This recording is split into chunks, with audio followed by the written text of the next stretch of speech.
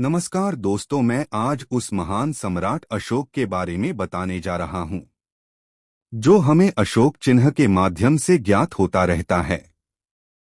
उनकी इतिहास तथा जीवनकाल कुछ इस प्रकार की है, आइए जानते हैं।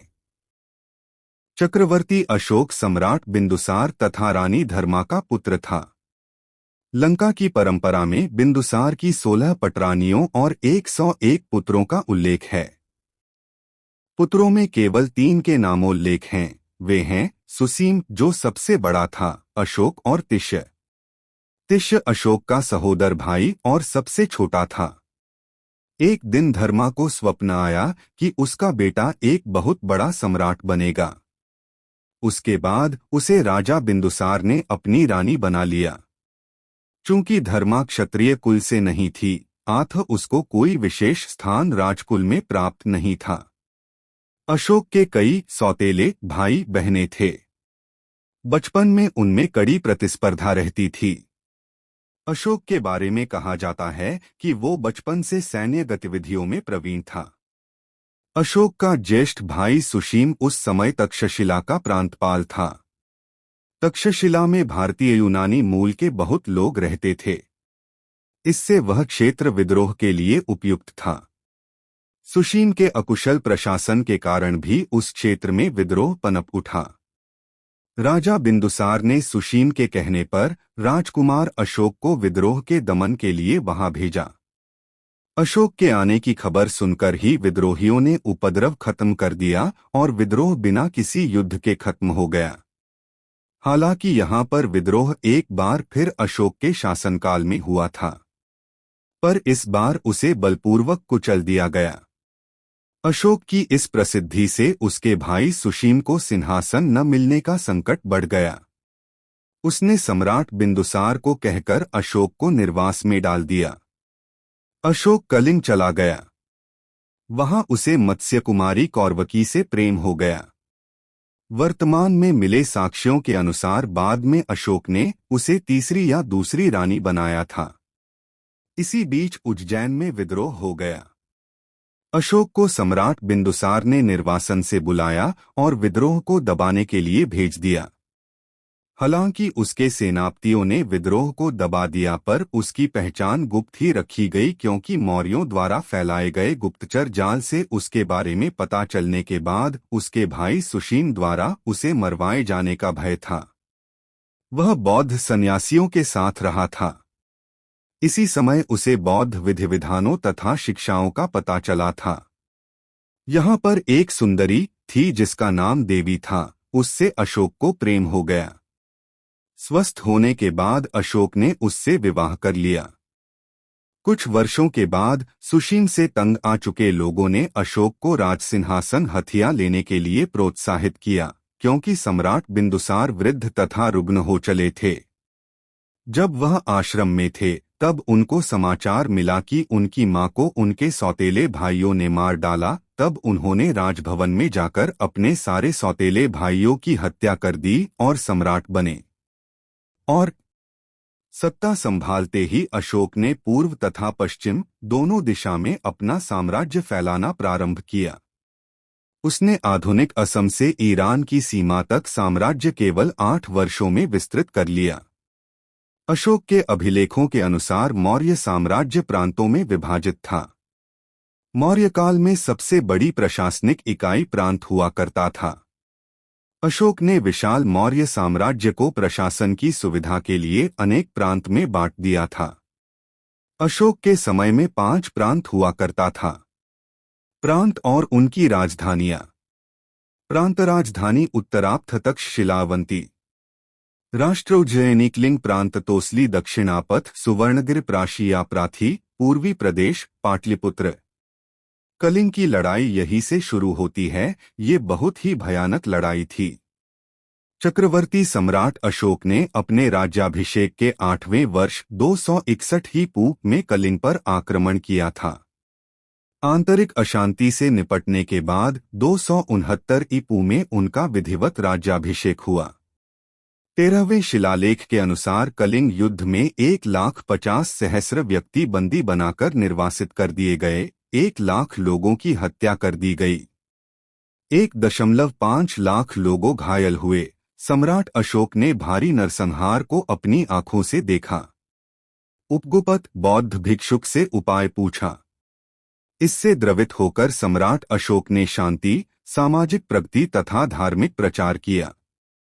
कलिंग युद्ध ने सम्राट अशोक के हृदय में महान परिवर्तन कर दिया। उनका हृदय मानवता के प्रति दया और करुणा से उद्वेलित हो गया। उन्होंने युद्ध क्रियाओं को सदा के लिए बंद कर देने की प्रतिज्ञा की। यहाँ से आध्यात्मिक और धम्म विजय का युग आरंभ हुआ। उन्होंने महान बौद्ध धर्म को अपना धर्म स्वीकार किया। सिंहली अनुश्रुतियों दीपवंश एवं महावंश के अनुसार सम्राट अशोक को अपने शासन के 14वें वर्ष में निगोथ नामक भिक्षु द्वारा बौद्ध धर्म की दीक्षा दी गई थी। तत्पश्चात मोगाली पुत्र निस के प्रभाव से वे पूर्णतः बौद्ध हो गए। बौद्ध धर्म 3री शताब्दी में सम्राट अशोक द्वारा बनाया गया मध्य प्रदेश में सांची का स्तूप।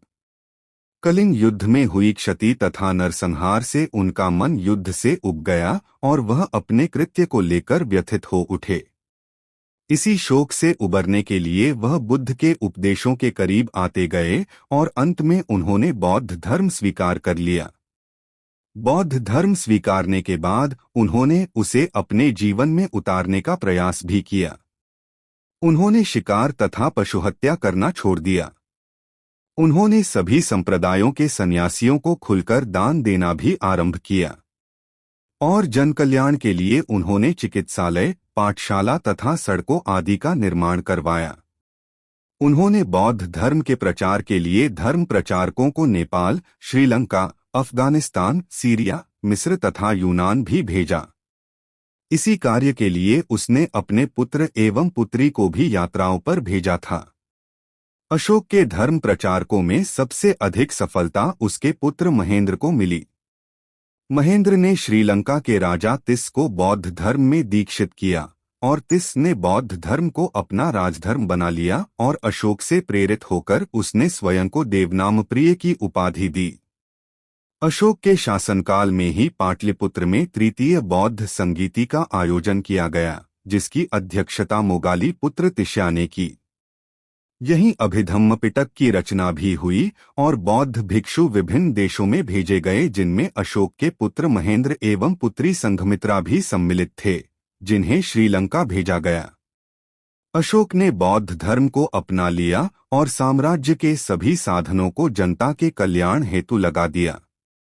अशोक ने बौद्ध धर्म का प्रचार का प्रारंभ धर्म यात्राओं से किया। वह अभिषेक के 10वें वर्ष बोधगया की यात्रा पर गया। कलिंग युद्ध के बाद आमोद प्रमोद की यात्राओं पर पाबंदी लगा दी।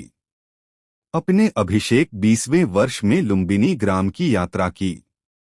नेपाल तराई में स्थित निगलीवा में उसने कनक मुनि के स्तूप की मरम्मत करवाई। बौद्ध धर्म के प्रचार के लिए अपने साम्राज्य के उच्च पदाधिकारियों को नियुक्त किया।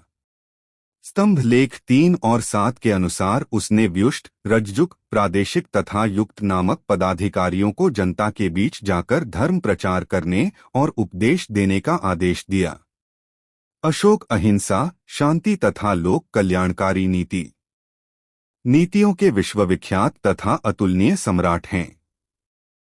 सम्राट अशोक द्वारा प्रवर्तित कुल 33 अभिलेख प्राप्त हुए हैं, जिन्हें अशोक ने स्तंभों, चट्टानों और गुफाओं की दीवारों में अपने 269 ईसा पूर्व से 231 ईसा पूर्व चलने वाले शासनकाल में खुदवाए।